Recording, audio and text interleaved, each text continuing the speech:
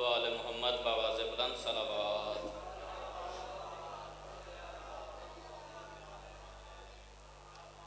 تمام مومنین مہربانی فرمائیں تھوڑا تھوڑا آگے تشریف لے آئیں۔ بلا فصل کے ماننے والے ہیں، فاصلہ ختم کر کے ممبر کے پاس تشریف لے آئیں، مل کے بآواز بلند صلوات۔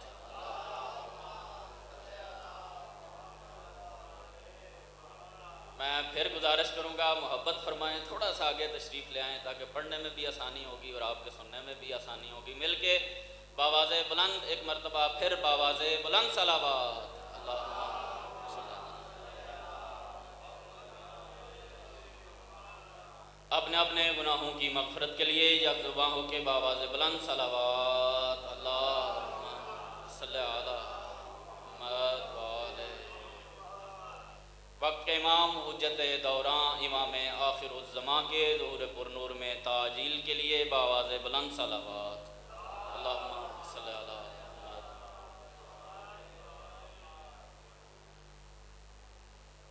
اعوذ باللہ من الشیطان الرجیم، بسم اللہ الرحمن الرحیم۔ الحمدللہ رب العالمین، بارئ الخلائق اجمعین، والصلاۃ والسلام والتحیۃ والاکرام علی الرسول المسدد والمصطفى الامجد، حبیبنا و حبیب الہ العالمین ابی الزہراء محمد،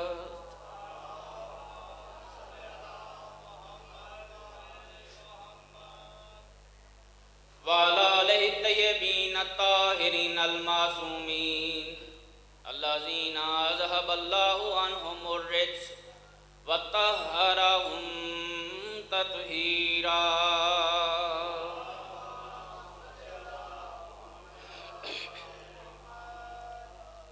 اما بعد فقد قال سبحانہ وتعالی فی کلامہ المجید والفرقانہ الحمید، وقولہ الحق وهو اصدق القائلین۔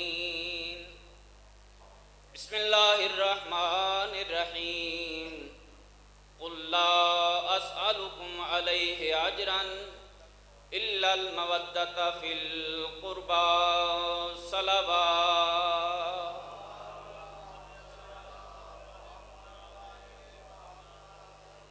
دعا ہے کریم پروردگار دو عالم ہم سب کا اس مقام پہ چل کے آنا اپنی عبادت میں شمار فرمائے، بانیان کی یہ صف عذاب بچھایا اپنے پاک بارگاہ میں شرف قبولیت عطا فرمائے۔ وقت کے امام حجت دوراں امام آخر الزمان کے ظہور پر نور میں تعجیل فرمائے۔ ہم سب کو آقا مولا کے نورانی و مقدس چہرے کی زیارت کے فیضان سے فیض یاب فرمائے۔ ان تمام دعاؤں کی قبولیت کے لیے سہارا لیجئے خاندان آل محمد پہ بآواز بلند صلوات۔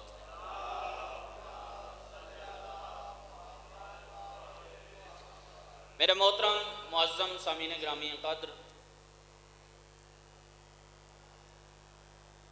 مسجد نبوی میں ایک بڑی خوبصورت میٹنگ ہوئی، جس میٹنگ کے شرکاء بڑے ہی باعظمت افراد تھے کہ جن کے متعلق اللہ نے قرآن میں یہ ارشاد فرمایا کہ رضی اللہ عنہم ورضوا عنہ، کہ اللہ ان سے راضی ہے اور یہ اللہ سے راضی ہیں۔ اس میٹنگ کا مقصد کیا تھا؟ اس میٹنگ کا موضوع کیا تھا؟ میٹنگ کرنے والے کوئی عام افراد نہیں تھے، وہ بڑے بڑے صحابہ تھے کہ جنہوں نے میٹنگ کی اور یہ طے کیا کہ حبیب کبریا نے بڑی محنت کی ہے، 23 سال کی مسلسل محنت کے بعد سرور انبیاء نے ہمیں مسلمان بنا دیا، ہم مشرک تھے ہمیں موحد بنا دیا، ہم کافر تھے ہمیں مسلمان بنا دیا، اب ہمارا حق بنتا ہے کہ اللہ کے رسول کو کوئی اجر دیا جائے۔ توجہ ہے سامعین گرامی قدر تھا کہ نہیں؟ بڑی توجہ چاہوں گا۔ اللہ کے رسول کو کچھ اجر دینا چاہیے کہ یا رسول اللہ آپ نے بڑی محنت کی ہے، بڑی کوششیں کی ہیں، اور ان کوششوں کے بعد آپ نے اللہ کے پیغام کو ہم تک پہنچایا ہے۔ کبھی کسی جگہ پہ جا کے تبلیغ دین کر رہے ہیں اور کبھی کسی جگہ پہ جا کے تبلیغ دین کر رہے ہیں۔ تبلیغ کرتے کرتے جب کبھی سرور انبیاء طائف کی وادیوں میں پہنچ جایا کرتے تو سننے والے آگے سے پتھروں کا استقبال کیا کرتے۔ اتنے پتھر لگے کہ بدن اطہر خون سے تر بتر ہو گیا اور خون بہتے بہتے پاؤں تک جا پہنچا۔ آواز پروردگار آئی، اے میرے حبیب، تیرا یوں خون میں تر بتر ہونا مجھے پسند نہیں آ رہا، اگر تو چاہے تو ان طائف والوں کو ان پہاڑوں کے درمیان میں تباہ و برباد نہ کر دوں۔ بڑی توجہ، اگر تو چاہے تو میں ان طائف والوں کو ان دونوں پہاڑوں کے درمیان تباہ و برباد نہ کر دوں۔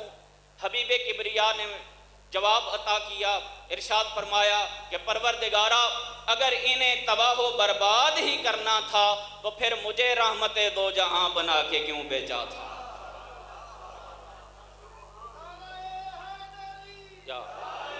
جزاک اللہ مرحبا۔ اگر انہیں تباہ و برباد ہی کرنا تھا تو پھر مجھے رحمت دو جہاں بنا کے کیوں بھیجا؟ یا رسول اللہ، کوئی اجر آپ کے اس کار رسالت کا کوئی نہ کوئی اجر ہونا چاہیے۔ حبیب کبریا نے ارشاد فرمایا، اے بندگان خدا، اے میرے صحابہ، مجھے تم سے کسی اجر کا مطالبہ نہیں، نہ میں تم سے کسی اجر کا تقاضا کرتا ہوں۔ کیوں؟ اس لیے کہ میں جو کار رسالت کر رہا تھا یہ میں تمہاری طرف سے تو کر ہی نہیں رہا تھا۔ جس کا کام ہے وہ جانے اور اس کا اجر جانے۔ مجھ سے پہلے بڑے مفضول نبی آئے، مجھ سے پہلے جو مفضول نبی گزرے، جب ان سے ان کی امتیں پوچھا کرتی تھیں کہ آپ نے دین اسلام کی تبلیغ کی ہے، ہم کچھ اجر دینا چاہتے ہیں، تو مجھ سے پہلے والے مفضول نبی یہ کہا کرتے تھے اپنی امتوں کو کہ ان اجری الا علی اللہ، ہمارا اجر اللہ کے ہاں محفوظ ہے، ہم تمہارا تو کام کر ہی نہیں رہے، جس کا کام کر رہے ہیں وہ جانے اور اس کا اجر جانے۔ میں تم سے کسی اجر کا مطالبہ نہیں کرتا۔ نہیں یا رسول اللہ، کچھ تو اجر ہونا چاہیے۔ تو جو ہے سامنے، کچھ تو اجر ہونا چاہیے یا نبی اللہ؟ ارشاد فرمایا، نہیں، میرا کوئی مطالبہ ہی نہیں، کوئی تقاضا ہی نہیں، میں تم سے کسی اجر کا مطالبہ کرتا ہی نہیں۔ ادھر سے مطالبہ بڑھتا گیا، اصحاب کی طرف سے اجر رسالت کا مطالبہ بڑھتا گیا، ادھر سے جبریل امین نازل ہوتے ہیں، یا رسول اللہ اپنی قوم سے کہہ دیجئے، اپنی قوم کو پیغام دے دیجئے، قُلْ لَا أَسْأَلُكُمْ عَلَيْهِ أَجْرًا إِلَّا الْمَوَدَّةَ فِي الْقُرْبَى۔ اے رسول، ان سارے بندوں کو پیغام دے دو کہ میں کسی قسم کے اجر کا مطالبہ نہیں کرتا، فقط میرا اجر یہی ہے کہ تم میرے قریبیوں کے ساتھ مودت کرنا شروع کر دو، میرے اقربا کے ساتھ محبت کرنا شروع کر دو، میرے اقربا کے ساتھ مودت کرنا شروع کر دو۔ اور یہ طے ہے کہ قرآن کی بعض آیتیں بعض آیتوں کی تفسیر کرتی ہیں، القرآن یفسر بعضہ بعضا، قرآن کی بعض آیتیں بعض آیتوں کی تفسیر کرتی ہیں۔ میرے محترم و معظم سامعین گرامی قدر، حبیب کبریا نے جب اجر رسالت کا مطالبہ فرمایا تو اس کے ساتھ ہی یہ جملہ بھی ارشاد فرما دیا۔ ارشاد فرماتے ہیں کہ میں تم سے کسی قسم کا اجر نہیں مانگ رہا، ما سألتکم من اجر فہو لکم، میں نے جو کچھ بھی بنام اجر رسالت تم سے مانگا ہے وہ فقط اور فقط میری ذات کے لیے نہیں، اس کا فائدہ مجھ مصطفیٰ کو نہیں، اس کا فائدہ میرے علی مرتضیٰ کو نہیں، اس کا فائدہ میری فاطمہ زہرا کو نہیں، اس کا فائدہ نہ میرے حسن کو ہے نہ میرے حسین کو ہے، بلکہ اے صحابہ اس سارے اجر کا فائدہ تمہاری ذات کو ہے۔ مطلب کیا؟ مطلب یہ کہ اگر یہ ہستیاں ساری کائنات مل کے اگر ان ہستیوں کو چھوڑ دے، ان ہستیوں کا جاتا کچھ نہیں، اگر یہ ہستیاں مل کے کسی کو چھوڑ دیں، کسی کا رہتا کچھ نہیں، اس کا کچھ رہتا نہیں۔ جسے یہ ہستیاں چھوڑ دیں اس کے پلے کچھ بچتا ہی نہیں۔ تعارف فرمایا کہ وہ کون سی ہستیاں ہیں کہ جن کی مودت و محبت اللہ نے ہمارے اوپر فرض قرار دی ہے۔ ابو سعید خدری بڑے باعظمت صحابی رسول حبیب کبریا کی بارگاہ میں تشریف لاتے ہیں۔ یا نبی اللہ، من قرابت کالذین وجبت علینا محبتہم، یا رسول اللہ بتائیے کہ وہ کون سی ہستیاں ہیں کہ جن کی مودت و محبت ہمارے اوپر واجب قرار دی جا رہی ہے۔ حبیب کبریا نے بڑے محبت کے عالم میں ارشاد فرمایا، ہوا فاطمہ وعلی والحسن والحسین، وہ ایک فاطمہ ہیں، ایک علی حیدر کرار ہیں، اور ایک ان علی و بطول کے فرزندان ہیں۔ یہ وہ ہستیاں ہیں کہ جن کی مودت و محبت کو مانگا گیا ہے۔ تو جو ہے جناب مل کے ایک دفعہ درود پڑھیے گا نا محمد و آل محمد کی۔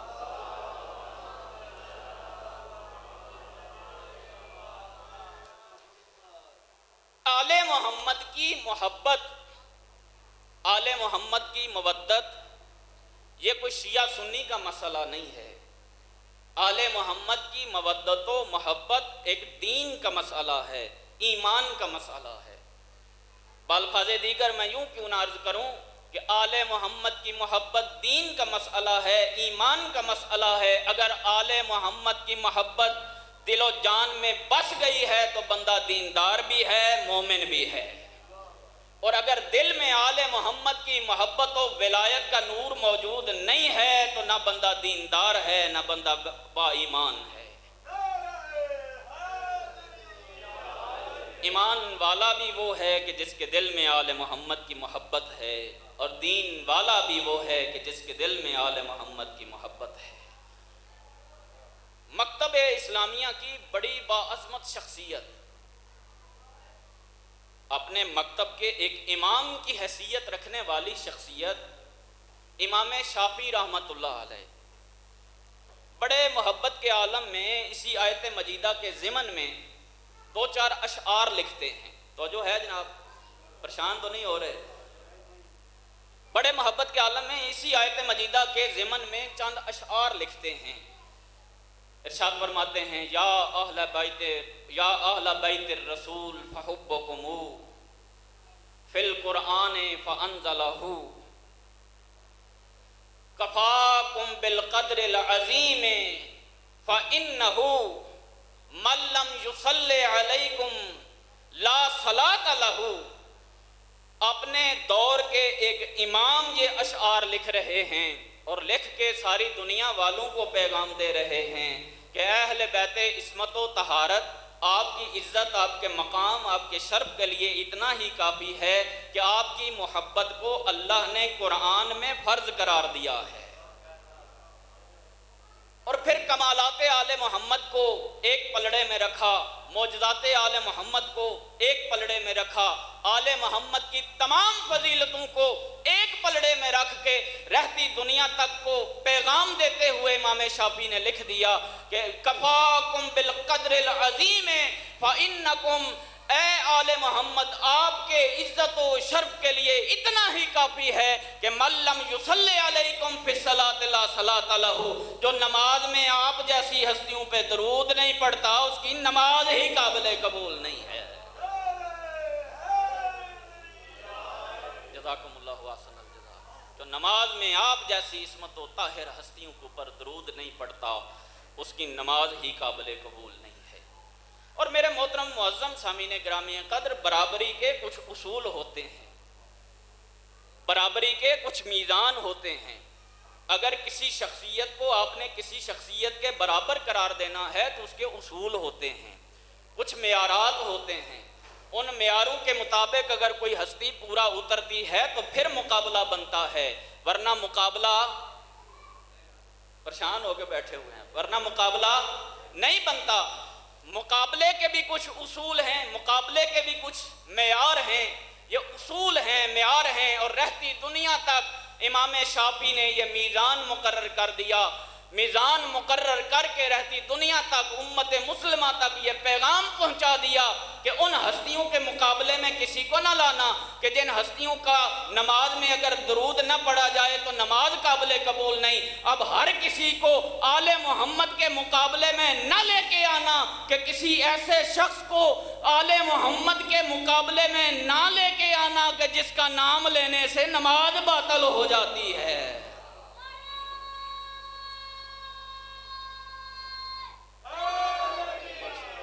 جزاکم اللہ حسن الجزا۔ اب آل محمد کے مقابلے میں کسی ایسی شخصیت کو نہ لے آنا کہ جس کا نام لینے سے نماز باطل ہو جایا کرتی ہے۔ آل محمد کی محبت ہی دین و ایمان ہے، آل محمد کی محبت دین بھی ہے، ایمان بھی ہے۔ بڑی دور کا رہنے والا ایک شخص حاضر ہوا امام جعفر صادق علیہ السلام کی بارگاہ میں۔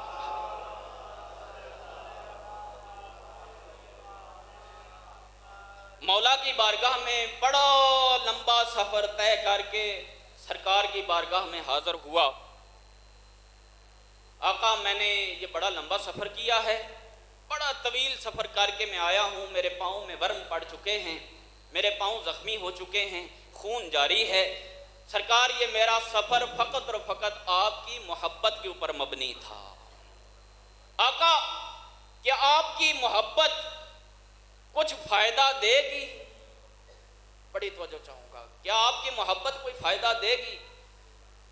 خوش ہو کے امام نے ارشاد فرمایا لو کان الحجر یحبنا، اے ہمارے ماننے والے، اگر ہمارے ساتھ کسی پتھر نے بھی محبت کی وہ پتھر بھی اس کی جزا پائے گا۔ پتھر بھی اگر ہمارے ساتھ محبت کرتا ہے تو اسے بھی اس کی جزا ملے گی۔ تم تو عبد خدا ہو، تم تو انسان ہو، اگر انسان ہو کہ تم آل محمد کے ساتھ محبت کرتے ہو تو یقیناً اس کی جزا تمہیں ملے گی۔ یا رسول، یا فرزند رسول، میں یہ سارا جو سفر طے کر کے آیا ہوں یہ فقط اور فقط آپ کی محبت کے اوپر مبنی ہے۔ سنیے گا جملہ میرے واجب الاحترام سامعین گرامی قدر، ارشاد فرمایا حل الدین الا الحب، اے ہمارے ماننے والے یاد رکھ لے کہ دین میں ہم آل محمد کی محبت کے سوا رکھا ہی کیا ہے۔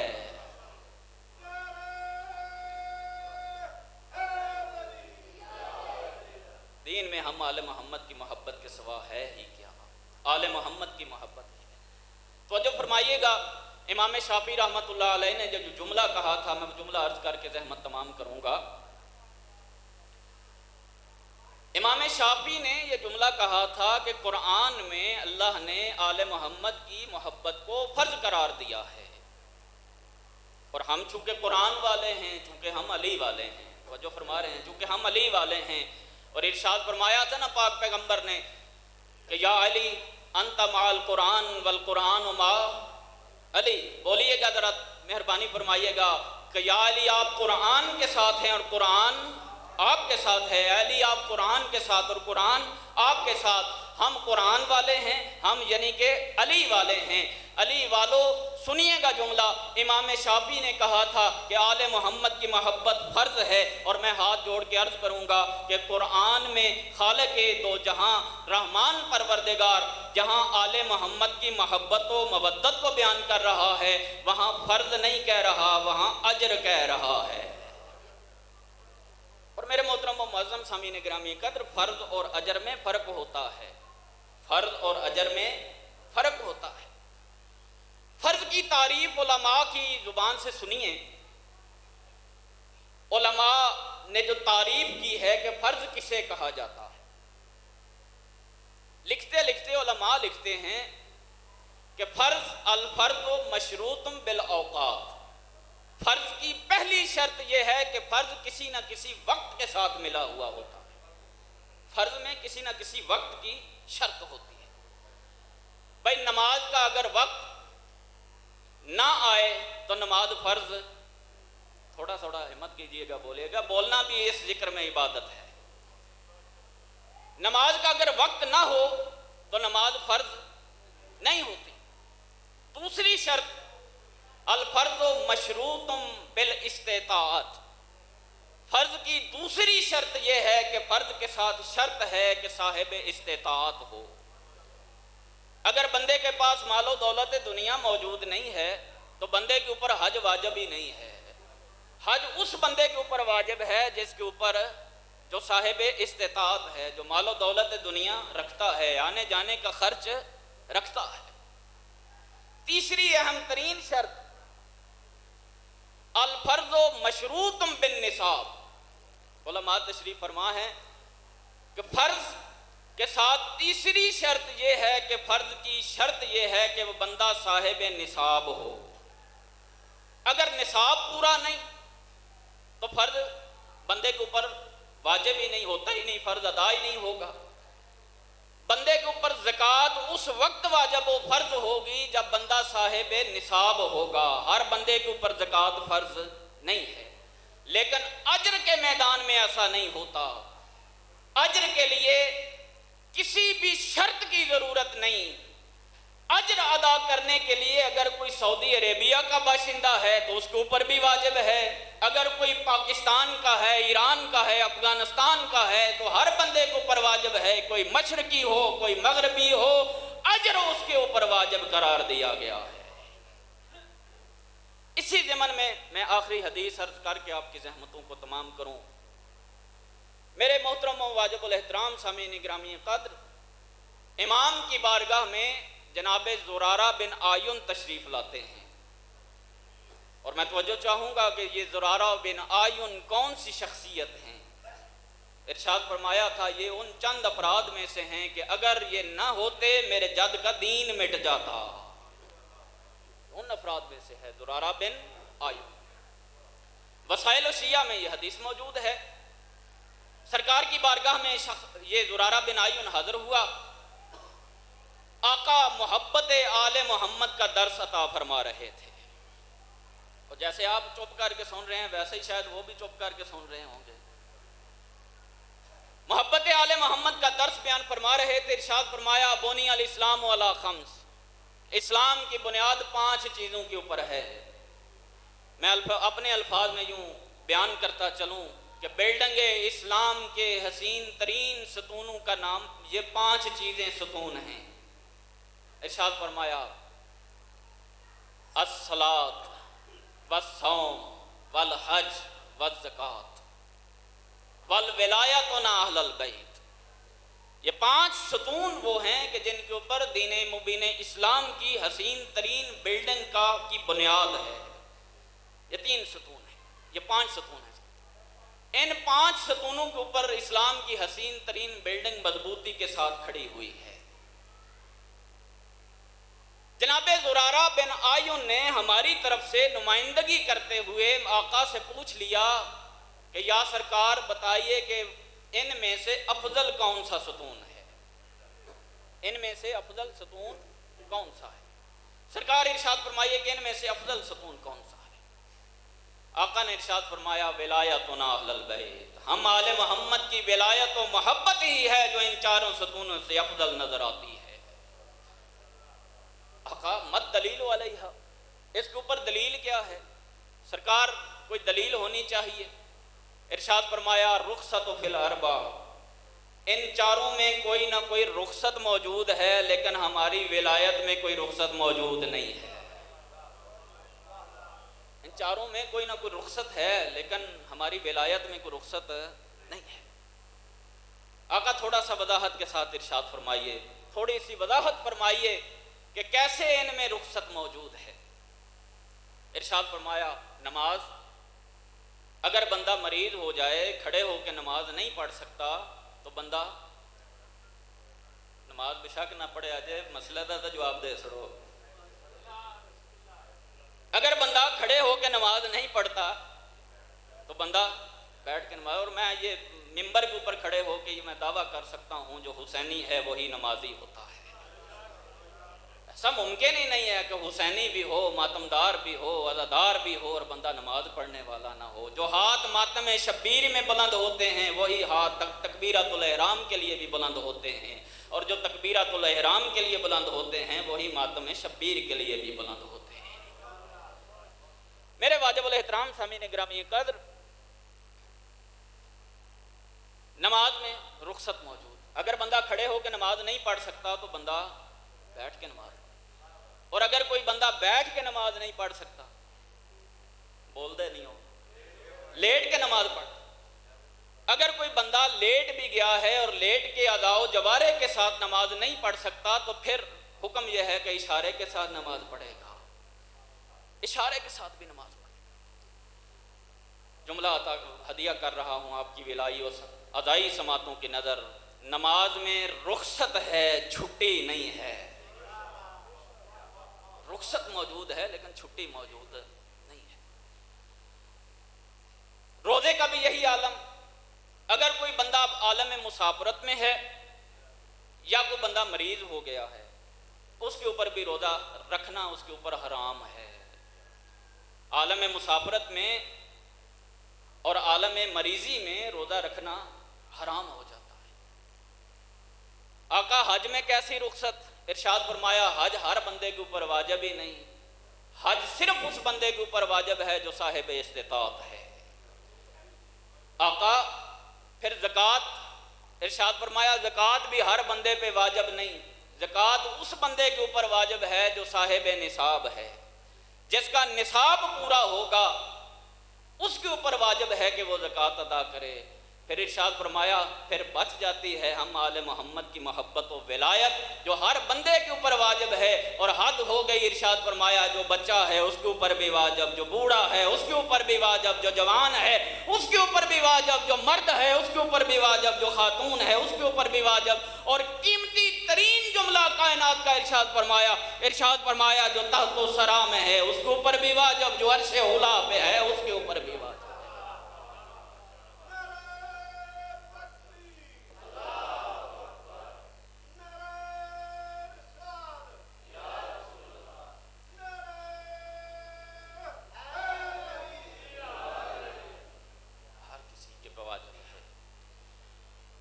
سے عرض کروں گا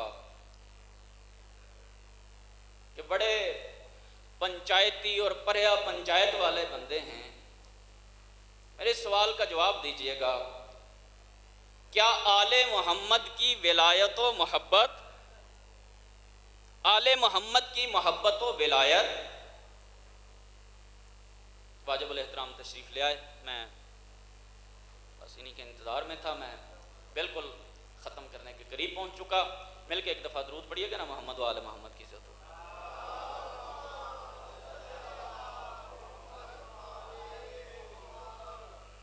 آخری پیغام کا جملہ اور طالب دعا، میرے محترم و معظم سامعین گرامی قدر، ذرا اس بات کا جواب دیجئے گا، کیا آل محمد کی محبت و ولایت کو فقط دل میں بسانا چاہیے یا زبان سے اقرار کرنا چاہیے؟ دل میں بسانا ہے یا زبان سے فقط اقرار کرنا ہے؟ دل میں بسانا ہے، اور دل اعضائے انسانی میں سے وہ عضو ہے کہ جو تمام اعضاء کے اوپر حاکم ہے۔ دل ایک ایسا عضو ہے کہ جو تمام اعضائے انسانی کے اوپر حاکم ہے۔ دل کرے گا تو بندہ چل کے آئے گا، دل کیا تو آپ مجلس حسین میں آئے، دل کرے گا تو بندہ دیکھے گا، دل کرے گا تو بندہ سنے گا، دل کرے گا تو بندہ بولے گا۔ دل اعضاء و جوارح کے اوپر ایک حاکم ہے، اور کمال نہ ہو جائے اگر بندے کے دل کے اوپر حکمرانی آل محمد کی قائم ہو جائے، جدھر آل محمد چاہیں بندہ ادھر چلتا ہوا جائے، جدھر آل محمد چاہیں اسی چیز کو دیکھتا ہوا نظر آئے۔ اگر دل کے اوپر آل محمد کی حکمرانی قائم ہو جائے تو یہ دنیا بندے کی جنت بنتی ہوئی نظر آئے گی۔ بڑی عظمت والی ہستیاں تھیں، عزادارو، آخری جملہ اور زحمت تمام۔ سید الشہداء جب سارے مہمان بھی چلے گئے، اپنے بھی چلے گئے، ابرو کٹے ہوئے تھے، ہونٹوں سے خون جاری تھا، در شریکت الحسین کے سامنے پہ آگے کہتے ہیں، بہن زینب میرا آخری سلام۔ عزادارو ودا کیا، ودا کر کے اللہ جانے کیا خیال آیا کہ اس خیمے کی طرف مولا بڑھتے ہیں جہاں سید سجاد بستر بیماری پہ پڑے ہوئے تھے۔